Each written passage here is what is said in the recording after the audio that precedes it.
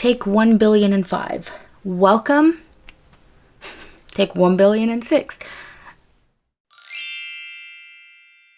Welcome to my February wrap-up. I know that you may have just watched my January wrap-up because I just uploaded it last week, but we're getting ahead of things. We're gonna get things published on time. Maybe. We'll see. Welcome back to my channel. I'm Pixie Reads. You can call me Pixie. We're gonna talk about the things I read, watched, listened to, and did in the month of February. The world's shortest month, but it felt like the longest month. As the great poet once said, all my mornings are Mondays stuck in the endless February. Taylor Allison Swift. I hope I said that right, because that's embarrassing if I didn't.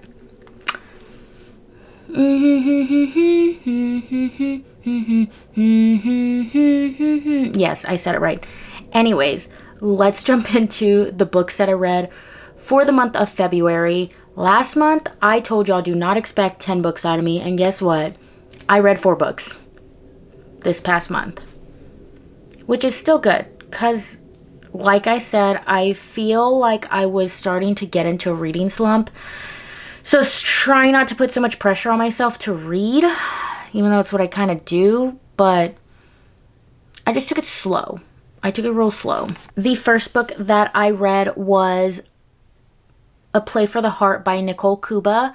I read Fumbled into Love last year, which is, it's an interconnected series. There's 4 books, gonna be 5. Trust me, I'm excited for it. But I was sent the 4th book. You can read them as standalones, but we'll get to that.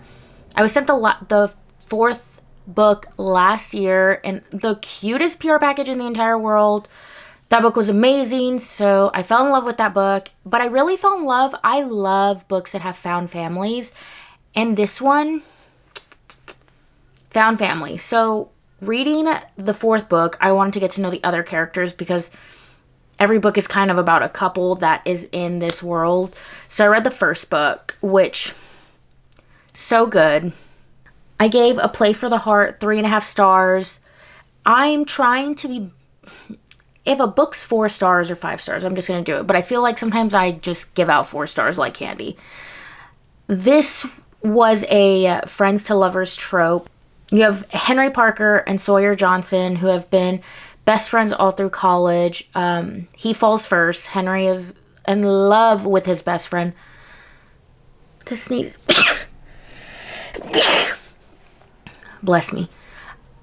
He is in love with his best friend Sawyer, and he is about to get drafted into the NFL. And he's like, when I get drafted, I'm going to tell Sawyer that I'm in love with her and we're going to start dating. Well, Sawyer comes to his, what is it called? Draft party or whatever, and says, oh my God, your teammate Declan asked me out. Yeah. He was like, ugh. So they end up still being friends. He moves to Seattle. That's where he gets drafted. She ends up moving there too for a job, and you kind of just, you meet all the characters, and it was cool because reading the 4th book, I already kind of knew like who's with who.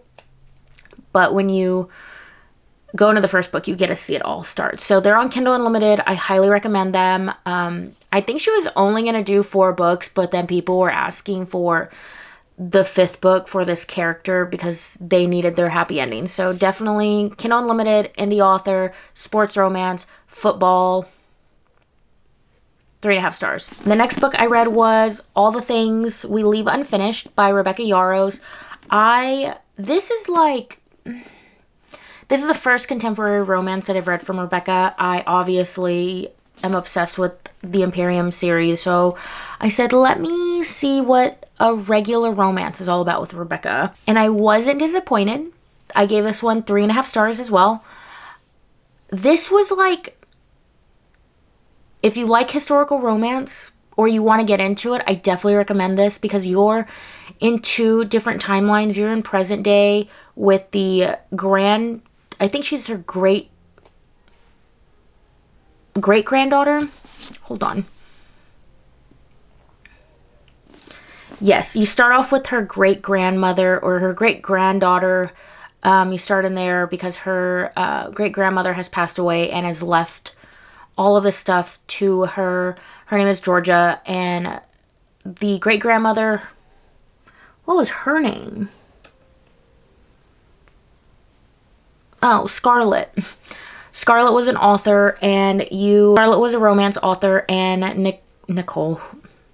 Scarlett was a romance author, and she left everything to Georgia, not to Georgia's mom, even though Georgia's mom is meddling and trying to get, like, this last book published, even though they were very, like, no, this shouldn't be published.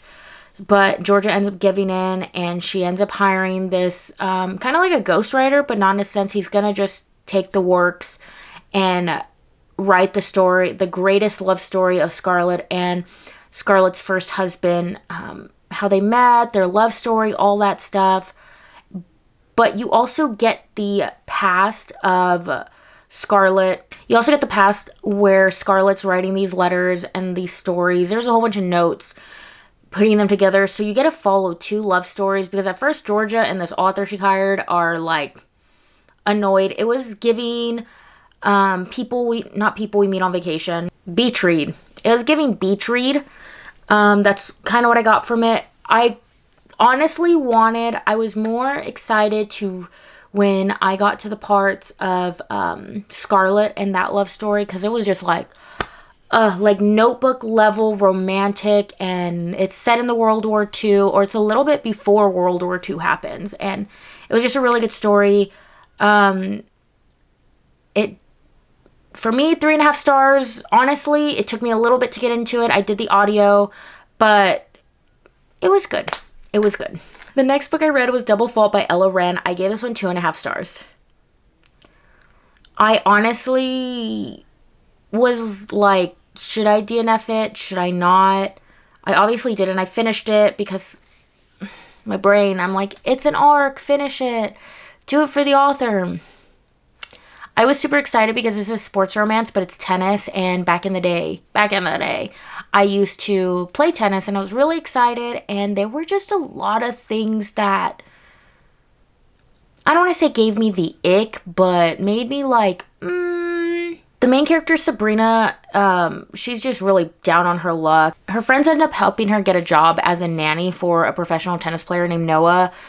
And I don't know, they were like, boss, nanny, whatever. I don't care. Like, not that I don't care, but the relationship just didn't seem authentic. It was very, like, fast. And then Noah did some things that, like, I don't want to, like, spoil it, but he just did things that if that were me, I'd be like, why are you buying me these expensive things? Why are you doing this? They also, like, the girl that she's babysitting is 8 years old, and in my mind, she was way too mature for an 8-year-old. Also, Noah is a single dad, obviously. His wife passed away a year ago. And in my head, I'm like, isn't that a little soon? I'm not saying, you know when you know. But I don't know, with a kid, a lot of it didn't seem realistic to me. Sabrina couldn't find a job because she was a teacher, and apparently it's really hard in the book to find a job as a teacher, and I'm like, they're literally begging people who don't have teaching degrees to teach. Like, I don't know, usually I'm not like that with books where I'm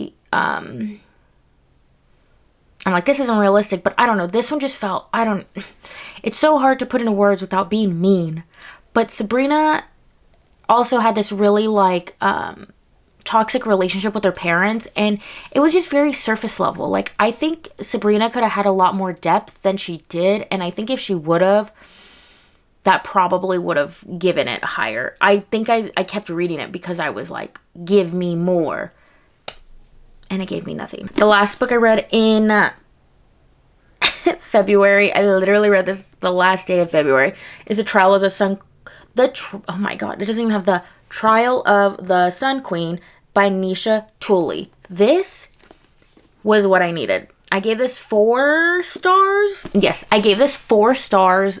This is like Hunger Games meets Powerless more spice, 2 love interests. You have Lore, who has been a prisoner her entire life, randomly ends up at this competition. She's in like solitary confinement, and they pick her up, and she ends up in these trials to become the Sun Queen.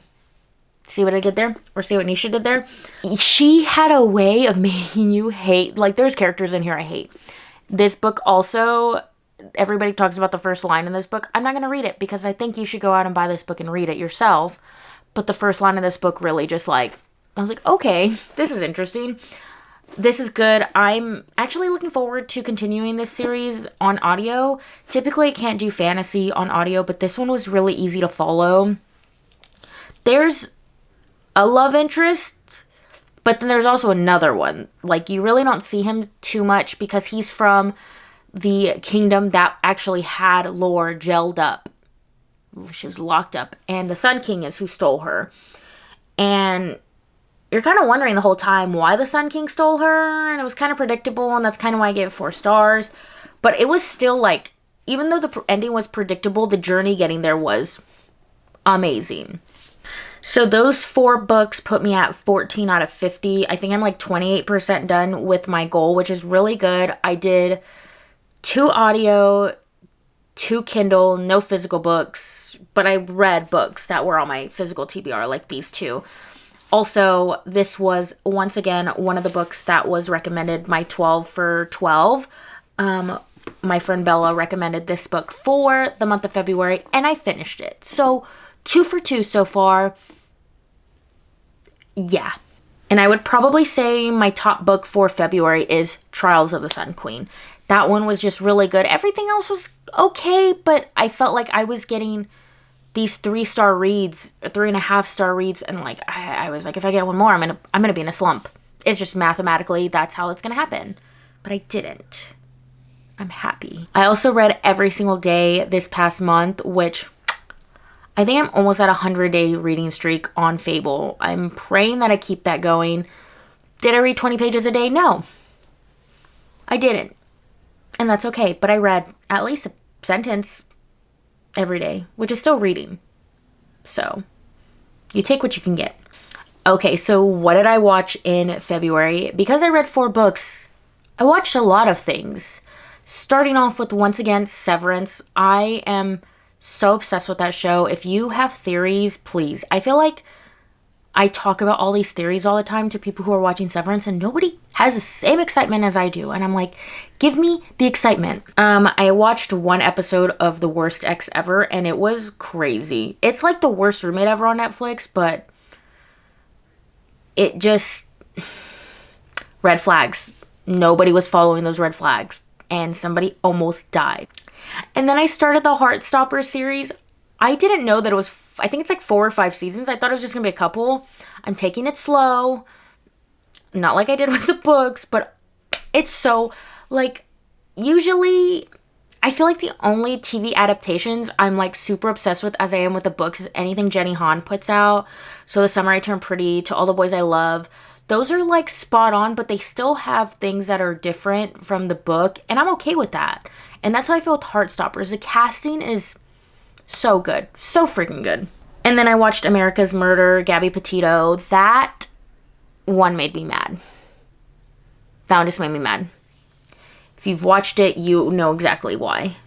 But in the, like, scheme of things, her parents are now using her voice to help find other missing people that are minorities because they don't get a lot of media. So, like, the media attention Gabby had was crazy, which we all know why. But it's good that her parents are using what happened to Gabby as, like, a tool and a voice to, like, find her. And also, Brian Laundrie, whatever the name... Brian Grossness, whatever his name is, his parents need to be locked up. Why are those people still walking around? And then I watch some Say Yes to the Dress. Whenever my little sister stays here, we are either watching Say Yes to the Dress or Ink Masters. And this past time, it was Say Yes to the Dress. And it's so funny because we're both like, never gonna...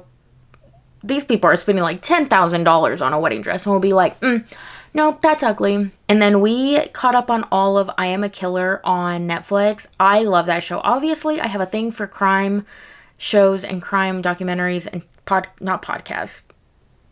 Just crime in general. I don't know what's wrong with me, but it is what it is. That's a really good show, and it makes you like think, because you kind of start feeling bad for these people, and then they show you like the other side of it, and you're like, no, this person's scum. And the only movie we saw was Companion, and I'm not even really going to talk about it. It was a great movie, but for it to be a great movie, I think you have to go in blind, so that's all I'm going to say on that. And the only video game I played this month was The Sims. And that's probably how it's going to be next month. So I might start incorporating other hobbies that I'm doing besides video gaming. Like, I've really gotten into coloring, so we'll see. We'll see how that goes. What was I listening to? I don't know what it is, if it's my shuffle or what, but top 3 songs of the month were The Black Dog by Taylor Swift, Closure by Taylor Swift. The third most listened to song was Guilty as Sin by Taylor Swift.